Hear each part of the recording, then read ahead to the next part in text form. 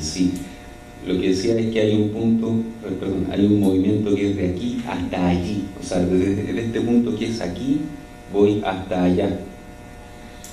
Y ese es el movimiento al que nos han acostumbrado. Cuando nos conceptualizamos lo que es el movimiento, siempre pensamos en algo así, pero el aporte que hace Bohm es la existencia de un movimiento que es de aquí hasta aquí. Y esto suena súper extraño por la cara que tienen. Asumo que los toma por sorpresa, pero el movimiento de aquí hasta aquí es el movimiento que ocurre entre el orden implícito y explícito. Y ese movimiento que existe entre ambos órdenes es lo que David Bohm llama holoquinesis, y de ahí el nombre de esta disciplina, psicología holoquinética. ¿Cuál es la importancia de este movimiento? Bueno, es un movimiento de mucha energía. La holoquinesis es un movimiento de mucha energía, y cuando nosotros estamos en percepción unitaria, nos ponemos precisamente en contacto con ese movimiento. Por eso se dice que en física que la percepción unitaria es el contacto perceptual con la holoquinesis. Y en ese contacto perceptual uno se pone en contacto con una fuente de mucha energía, y de ahí que empiezan a vivenciarse la paz, la comunión, la relajación, etc. Yo entiendo que esto puede ser un poco bizarro al principio, pero yo les aseguro que cuando vayan leyendo la obra escrita les va a quedar mucho más claro. Pero ¿qué es lo importante de todo esto? Que la holoquinesis, la teoría de la holoquinesis está fundamentada matemáticamente. Y gracias a ese hecho, a esa fundamentación matemática, es posible decir que la psicología holoquinética está fundamentada en la física, en una física seria. La psicología holoquinética no es un derivado de otra psicología, es la primera psicología que está derivada de la física, y eso es lo que la hace diferente a todas las otras conceptualizaciones en psicología. Y cuando digo fundamentada en la física, es fundamentada en física teórica seria, con su explicación y demostración matemática. Y eso le da a la psicología holoquinética un carácter científico, un carácter académico, que esperemos que en el futuro sea estudiado a nivel universitario, como cualquier otra ciencia, porque es lo que es una ciencia. Pero bueno, todo esto van a poder investigarlo ustedes por sí mismos cuando estudien la obra escrita, que ahí está muy bien explicado. Mi intención es solamente darles una breve introducción al tema.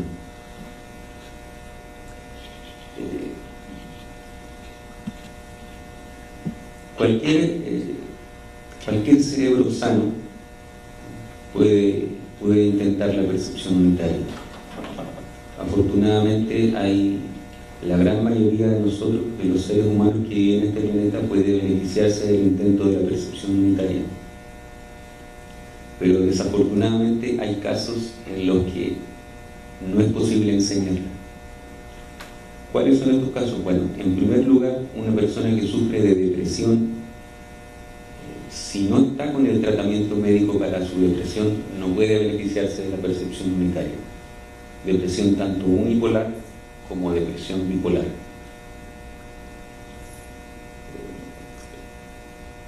¿Qué se requiere en esos casos? Tratamiento médico, que en general es tratamiento farmacológico. Y si alguno de ustedes sospecha que sufre de depresión, que se caracteriza principalmente por una disminución considerable de la energía, un desgano en general durante el día, lo primero que tienen que hacer es acudir al médico, acudir al psiquiatra. Exactamente, insomnio, desgano,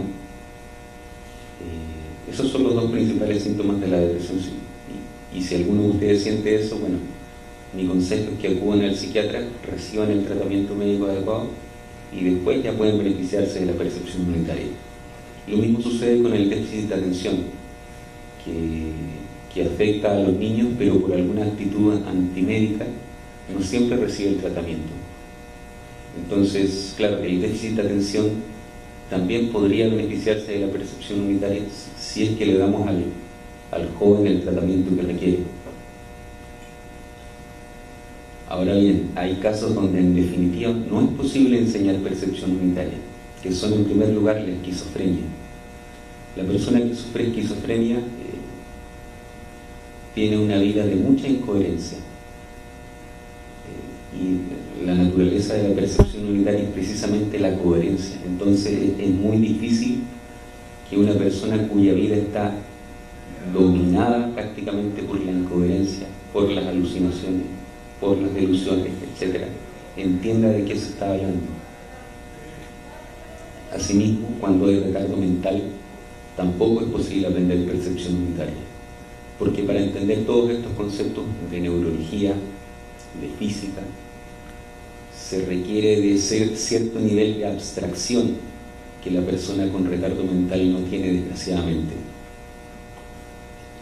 Ahora bien, la buena noticia es que si juntamos a las personas que sufren de esquizofrenia y retardo mental, en conjunto son aproximadamente el 4% de la humanidad. ¿Qué significa eso? Que el 96% de los seres humanos puede beneficiarse de la percepción unitaria. Sí.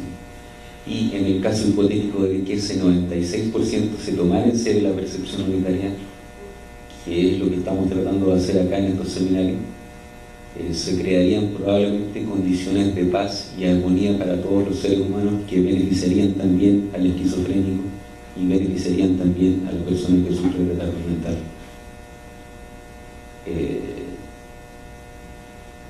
Entonces, lo que importa no es la desgracia del esquizofrénico, ni tampoco la desgracia del retardado que no puede tomarla en serio. Lo que importa es que nosotros, si estamos sanos, si nuestro cerebro está funcionando bien, estemos ya mismo intentando la percepción unitaria. Eso es todo lo que nos importa.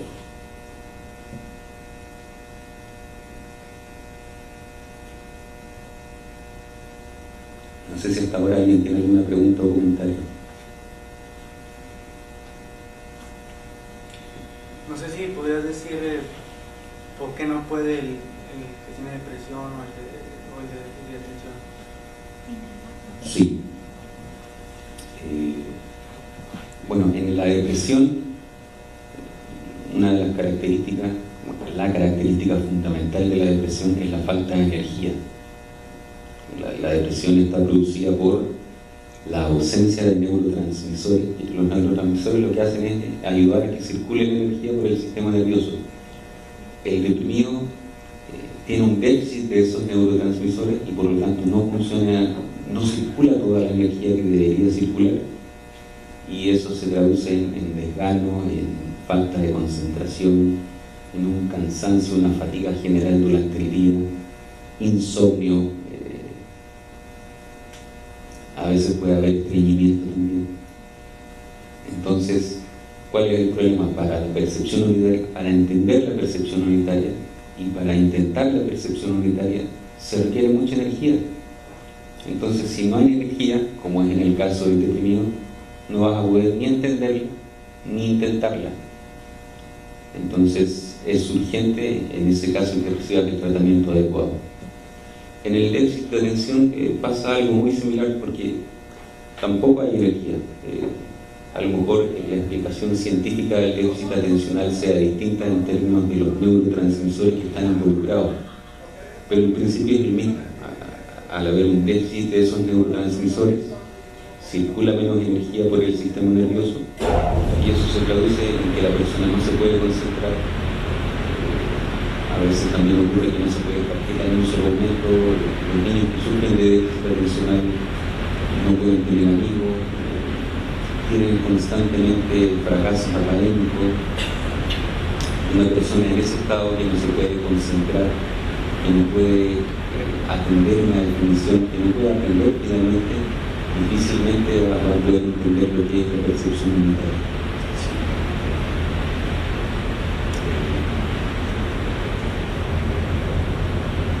Ahora bien, dicho esto, supongamos que, bueno, alguno de ustedes se toma en serio la percepción unitaria, se lee la obra escrita y dice, bueno, yo quiero enseñar esto.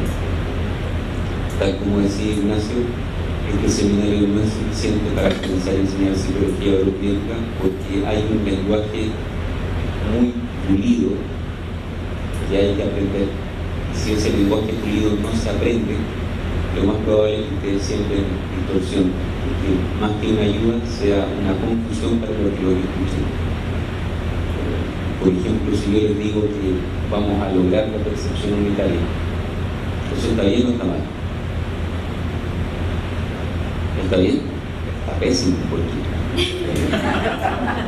porque lograr es una actividad del pensamiento y la percepción unitaria no es un producto del pensamiento.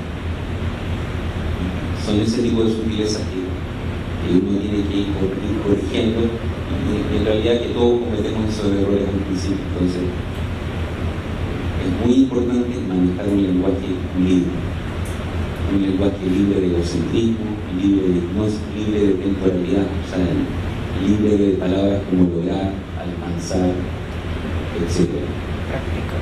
Práctica, claro. Y entonces, ¿cuáles son las alternativas que dispongo? Afortunadamente hay una vasta cantidad de obras escritas que son, en la actualidad es un poco más de 25 libros que también han sido traducidos algunos al inglés.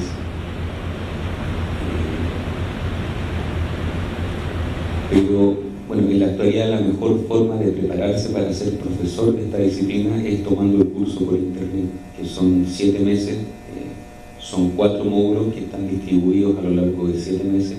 Ignacio aquí está de profesor en el módulo 4, que es de exégesis, y yo estoy en el módulo 3, que es sobre el lenguaje, donde precisamente se tratan este tipo de temas. Este curso por internet les va a entregar las bases necesarias para que ustedes puedan explicar la percepción unitaria y la psicología holokinética sin sembrar distorsión. Y desde todas las disciplinas que hemos mencionado, ¿cuál es la explicación desde la física? ¿Cuál es la explicación desde la neurología, desde la psicología? ¿Cuáles son las palabras que tengo que usar para invitar a otro al hecho de la percepción unitaria? Etcétera. Ahora bien, si con el curso por internet no es suficiente porque ustedes tienen que pasar exámenes también. En la actualidad hay 2 exámenes, uno escrito y uno oral, que son patrocinados por la Academia Internacional de Ciencias, que es una institución europea con la que tenemos una afiliación. Con ese examen ustedes pasan si aprueban el escrito y el oral, pasan a ser profesores de psicología holokinética y recién ahí pueden enseñar. Adicionalmente tenemos otra institución que es la Academia Internacional de Psicología Holokinética, que está dedicada exclusivamente a la difusión de la psicología holokinética, como el nombre lo indica. Para ser parte de la psicología, para ser parte de la Academia Internacional de Psicología Holokinética hay un examen que se da cada 3 años, que en realidad no es que sea más difícil, es solamente para comprobar que el profesor sigue manejando durante el transcurso del tiempo ese lenguaje pulido. Y déjenme ver si se me va algo con el tema de los exámenes. No miden si alguien está o no. Sí. Una pregunta muy común.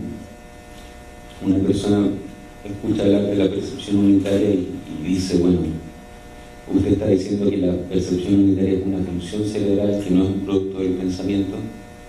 Entonces, ¿cómo puede ser que ustedes van a evaluarla en un examen? ¿Cómo pueden evaluar si una persona está en percepción unitaria o no? Y la respuesta es que eso no es lo que se evalúa. Porque, claro, la percepción unitaria no es mensurable, porque ocurre en un orden que no es mensurable. Lo que se evalúa es la capacidad del profesor de usar un lenguaje pulido para hablar derecho. Que no es lo mismo que evaluar si la persona está o no en percepción unitaria. Es una aclaración bien importante que hay que hacer.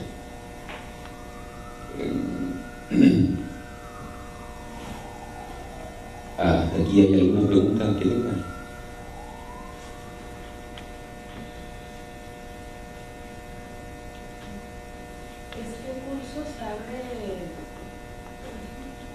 ¿Este curso se abre cada cuánto tiempo? El que estás hablando por internet. Todos los módulos se reinician. A ver, aquí Ignacio me puede ayudar. Sí, mejor. En realidad hay oportunidades nuevas de entrar al curso cada mes, el primer martes de cada mes. Uno tiene la posibilidad de entrar al curso el primer martes de cada mes, ¿no? Entonces hay un módulo de introducción que dura 2 semanas, y luego el primer módulo donde se ve más que nada lo que tiene que ver con los diagnósticos que no se benefician, ¿no? Y la psicoterapia, que dura 1 mes, y luego los otros 2, 3 y 4 duran 2 meses, en total 7 meses. Pero uno tiene hasta, digamos, con el pago de la inscripción, uno tiene hasta 2 años para cumplir esos módulos. Si uno no alcanza la nota para aprobar un módulo, lo puede volver a hacer otra vez sin tener que volverlo a pagar, y tiene esos 2 años de tiempo para completarlo. Pero para entrar al curso hay una oportunidad cada primer martes de mes. Muchas gracias. ¿Ustedes tienen alguna página o algo donde puedas resolver más dudas o contactar con ese, pues con la inscripción o algo así? Sí, cuando terminemos te podemos anotar todos los sitios donde puedes obtener información, y Ignacio te puede dar su correo. Pero te puedo informar que tenemos un sitio oficial que es www.percepcionunitaria.org, donde están actualizadas todas las actividades relacionadas con la difusión. La página del curso es otra, es psicologiaholokinética.org. Desde ahí uno ingresa al curso, después de haber hecho los trámites de inscripción, contacto con los profesores, etc. Y también tenemos una página de Facebook, nos puede buscar por Psicología Holokinética, ¿sí? Tal cual. Y ahí la página de Facebook es como una réplica del sitio percepcionunitaria.org. Estamos ahí actualizando con las últimas actividades, seminarios que se dan en distintas partes del mundo. Y adicionalmente, si tienes interés en adquirir material escrito y audiovisual también, tienes la alternativa de visitar la página de Holokinesis Libro, que es www.holokinesislibro.com. Son estas páginas, te las puedo pasar después, pero esta página, Holokinesis Libro, tiene el listado de todos los libros a la venta, el listado de material audiovisual a la venta, que es bastante, para que puedas comenzar en el estudio. Y por cierto, también tiene su equivalente en Facebook. Otra pregunta. Ustedes, no sé, cuando yo llegué, ¿verdad? La percepción que yo tuve al observarlos es que he estado en muchos retiros budistas. Cuando yo los vi, inmediatamente los sentí igual, como si fueran lamas. De esa manera, o sea, no, me refiero a la presencia, no están en ausencia de su ser, no me refiero a su parte física, no me refiero a la forma, la manera, su porte, la forma en la que hablan, el espacio que le dan a cada palabra, su mirada. No sé, simplemente es un comentario, no sé si tenga de cierta forma alguna relación, pero nomás lo quise comentar. Muchas gracias. Sí, bueno, te puedo hablar de mi propia experiencia durante este seminario. Yo he estado intentando esporádicamente la percepción unitaria mientras hablo. Entonces, claro, esa paz se puede traducir en que tú me veas a mí como eso que has mencionado. Ahora bien, tenemos que tener mucho cuidado en hablar de los lamas, porque el lama es siempre alguien superior. El lama está siempre en una jerarquía donde él es la eminencia y los mira a ustedes hacia abajo, los discípulos. Pero aquí no hay discípulos, no hay. A lo mucho hay profesores que manejan el lenguaje y que te lo pueden enseñar para que tú entiendas lo que es el hecho, pero aquí no hay ninguna jerarquía, ¿sí? Que es algo que está muy presente en las religiones organizadas, como el budismo que has mencionado. Te comento, Dalai Lama significa soy superior a ti. Sí te entiendo, pero me identifiqué mucho con un lama en específico, que él hizo un voto de humildad y de desapego a su nombramiento. Y él dice que él no es superior a nadie, él está aquí para servirte. Entonces hay ciertas cosas que como que hacen votos y hay personas que sí representan como una igualdad, que no tiene que ver con un sentido de superioridad, sí tienen ese título porque para que vayas y tomes su enseñanza, pero no tienen en su mente la superioridad de creerse o de tener algo superior al otro. Tienen una apertura muy diferente, pero me gustó mucho tu explicación. Gracias. Sí, y es interesante que traigas ese tema de la religión acá en la psicología holokinética, porque con la aparición de la holoquinesis, con la aparición de la psicología holokinética, estamos obligados a mirar todas las disciplinas de una forma distinta. Y una de las disciplinas es, por supuesto, la exégesis. La exégesis a la luz de la psicología holokinética es algo completamente distinto a como la interpretábamos antes. Y de hecho eso es lo que se estudia en el módulo 4 al que está a cargo Ignacio.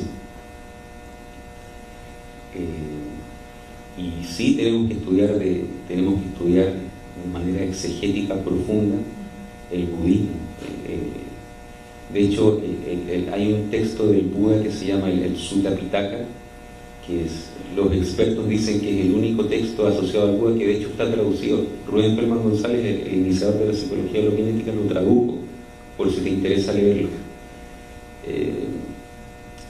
Y pareciera que sí, cuando uno lee estos textos religiosos y los interpreta a la luz de la psicología holokinética, da la impresión de que lo que ellos están tratando de enseñar es precisamente percepción unitaria. De hecho, ahí te comento que en las traducciones al griego, en los escritos originales en griego del Nuevo Testamento, hay una palabra que se repite constantemente, que decía Jesús, que es metanoia,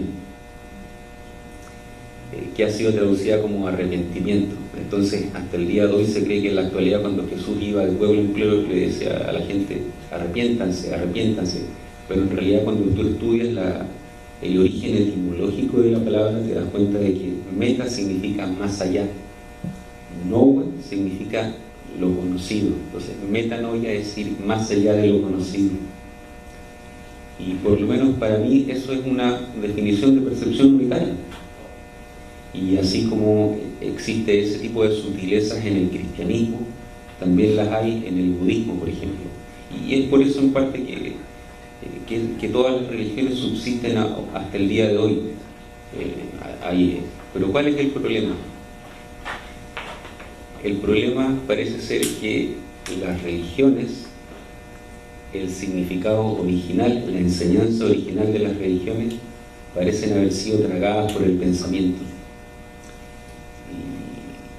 Y además de eso, son enseñanzas tan milenarias, tan antiguas, que van pasando de generación en generación, y en ese pasar se introducen distorsiones en las copias, en las transcripciones, que antes se hacía así, no había otra forma, en las traducciones, que tienen como resultado que al día de hoy lo que nos llega a nosotros lo que nos llega a nosotros de la Biblia, lo que nos llega a nosotros de los textos budistas, de los textos taoístas y de otras religiones, está sumamente distorsionado. Entonces, por ejemplo, puede pasar que un budista lee e interpreta que para vivenciar la iluminación tiene que hacer un voto de castidad, volverse humilde y vestir harapos y se va a caminar por el desierto. Pero esa es una interpretación que hizo él. Aquí no estamos diciendo que eso es lo que hay que hacer. Por eso digo, hay que tener cuidado con la forma en la que uno interpreta el mensaje religioso. Sí. Ignacio, de hecho, es experto en exégesis. Yo estoy seguro que quiere agregar algo. Pues sí. Quiero agregar una frase de una caricatura que a mí desde chica se me quedó muy grabada, una frase de los Thundercats, y siempre la tengo en mi mente y me hace ir a ese punto, ver más allá de lo evidente. Entonces creo que es esto que estás hablando, ¿no? La parte medular del siento como si fuera una apertura. Ver más allá de lo evidente comienza por ver bien lo evidente. Si no aclaramos eso, puede ser algo imaginario, ¿no? Algo que no está ahí, pero si vemos bien lo evidente, quiero decir, en percepción unitaria, lo que está más allá de lo evidente se va revelando. Y esto incluye el propio inconsciente de uno, y también incluye información que no es accesible a uno directamente, pero que se revela. Hay un aprendizaje no acumulativo en percepción unitaria, no acumulativo, que no depende de la memoria, pero que sucede y probablemente también se explique gracias a la audioquinesis. Y más allá de lo evidente, bueno, cuando vemos bien lo evidente, que no lo vemos, se revelan muchas cosas, como el hecho de que todo es desorden, todo lo que conocemos en la vida está en desorden. Es como un elefante que está en la sala, pero todo dice que no está, ¿no? Y eso también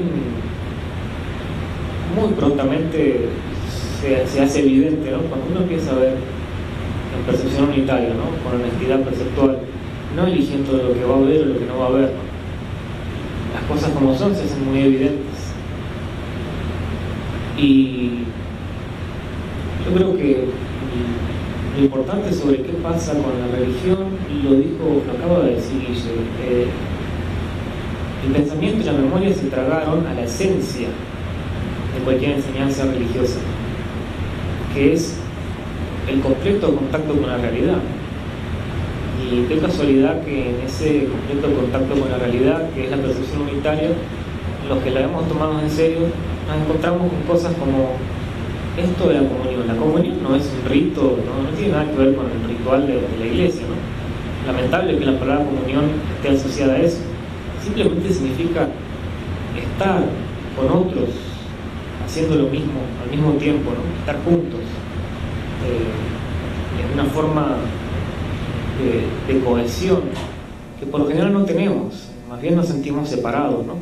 Entonces uno se da cuenta de que si tuviéramos eso a gran escala, la sociedad tendría una forma muy diferente, ¿no?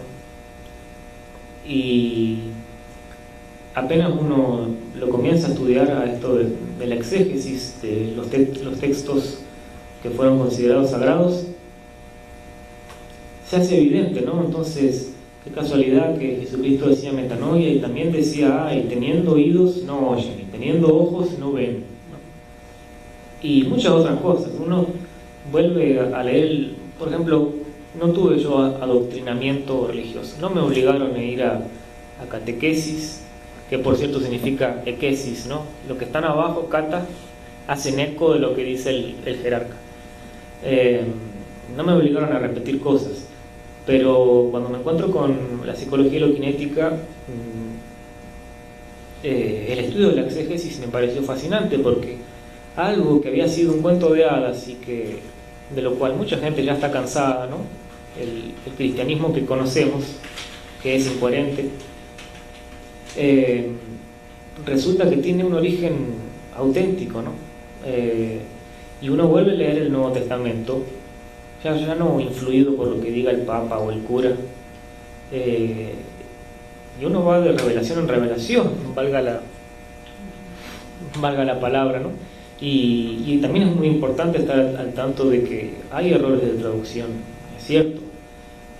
Hay cosas que parecen absurdas, pero que si entendemos que hay un error de traducción, tiene mucho sentido. Pero lo que pasa por lo general es esto, ¿no? La enseñanza para una vida religiosa, religión significa volver a ligar, ¿no? Religar. A religarse uno con todo lo que hay, por ejemplo, ese contacto con el universo plenamente consciente, que es la percepción unitaria. Y religar también significa juntar, ¿no? Juntar energía para ese contacto. Y en realidad también es el mismo significado de yoga, ¿no? Yuga, unir. De ahí viene yugo también, ¿no? Pero claro, hoy pensamos que el yoga es estirar y hacer posiciones. Y originalmente no era ese el yoga. Eso viene mucho después. Pero ¿qué sentido tiene, no? Mejor dicho, ¿cuánto sentido cobra que se trate de la unión de que todos somos uno ya, ¿no? Son cosas que se hacen evidentes en percepción unitaria, no son ideas bellas que está bueno repetir. Y eso es lo que veo, al menos en los textos religiosos que he estudiado, que pasa con la religión. Se introduce algo que es para que los seres humanos se unan y que no es un producto del pensamiento, y se escriben cosas y luego se pierde la esencia, solo queda el pensamiento. Y por eso tenemos un montón de palabras y tenemos tanto énfasis en la creencia, en los rituales, en el dogma, en el mito, etcétera, ¿no? Porque se perdió la esencia y entonces todo se degrada y aparecen, por ejemplo, las organizaciones religiosas que justamente dividen al ser humano en vez de unirlo, ¿no? Creo que es todo.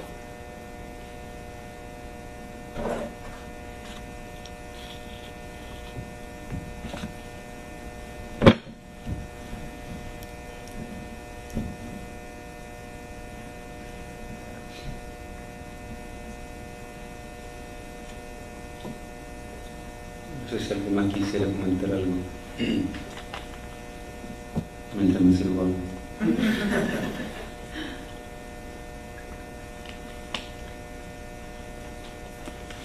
Bueno, para ir concluyendo,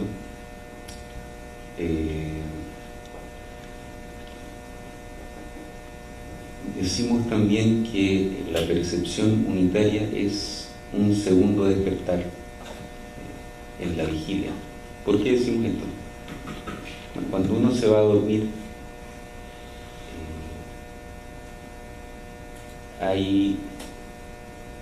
voy a ponerlo desde una perspectiva personal, hay un Guillermo del sueño que sueña con que va a dar un examen en matemáticas, o que sueña que tiene novia, etcétera, etcétera. Y la cosa es que cuando Guillermo despierta de ese sueño, ya no es el Guillermo que estaba soñando, ya ahora es otro Guillermo, es otro yo, es un yo de la vigilia. Pero ¿qué es lo que pasa?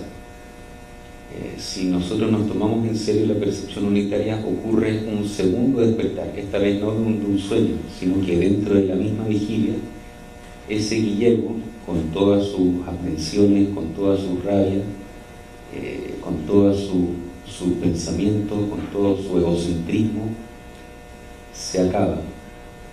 Y ese acabarse el Guillermo es lo que llamamos el segundo despertar de la percepción unitaria, y que es un despertar no solamente de Guillermo, es un despertar de toda la humanidad, porque el yo causa una cantidad enorme de problemas a todos los seres humanos. el egocentrismo es la causa fundamental de las divisiones en partidos políticos,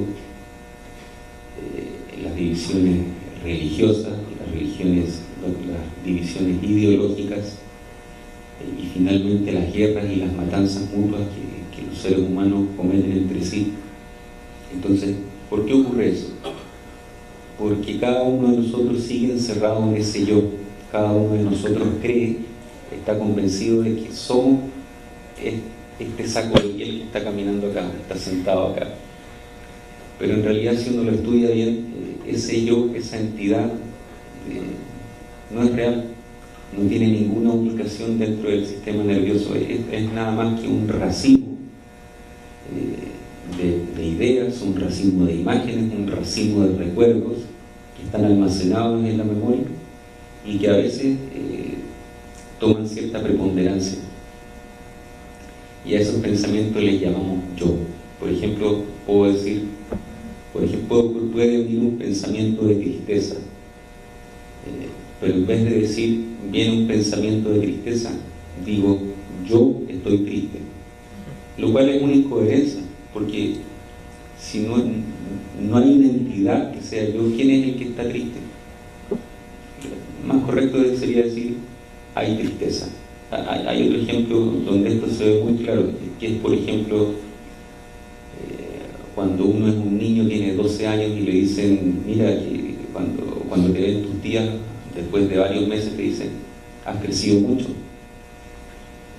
En esa estructura de la oración uno ve cómo el lenguaje egocéntrico nos domina cotidianamente. O sea que soy yo el que se crece a sí mismo, lo cual es otra incoherencia, porque yo no puedo hacer nada para crecer, o crezco por la acción del sol, dependiendo de mi alimentación, de la propia actividad homeostática del organismo, pero no soy yo el que tiene influencia alguna en ese proceso. De la misma forma sería incoherente si dijera yo crezco mis uñas o yo me crezco el pelo. Entonces, todos esos elementos conforman la pesadilla de la vida cotidiana, la pesadilla de la carga que significa Guillermo con sus problemas, con sus aprensiones, con sus buenos recuerdos y con sus malos recuerdos también. Y esa es la causa principal de todos los problemas graves que sufrimos en la humanidad.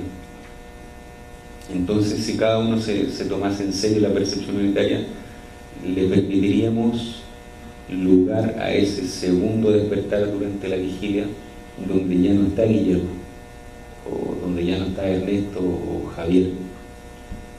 Y sería ese despertar la única solución que tenemos para todos los problemas de la humanidad. Así que espero que se interesen en este tema, que lo estudien y si tienen alguna pregunta antes de concluir, pueden decirlo.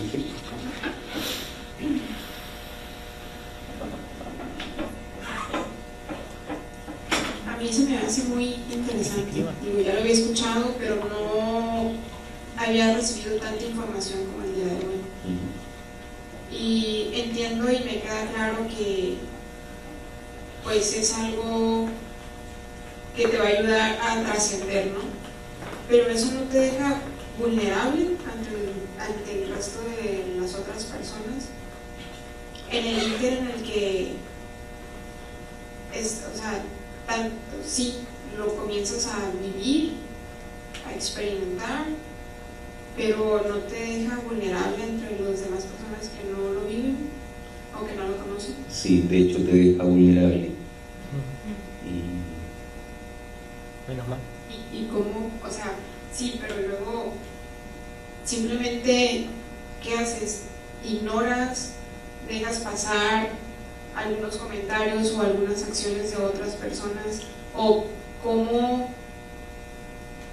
dentro de tu vivencia de paz, de tu no violencia, por decir así, violencia hablando en todos los sentidos, no nada más agresiones físicas, ¿cómo te defiendes del mundo?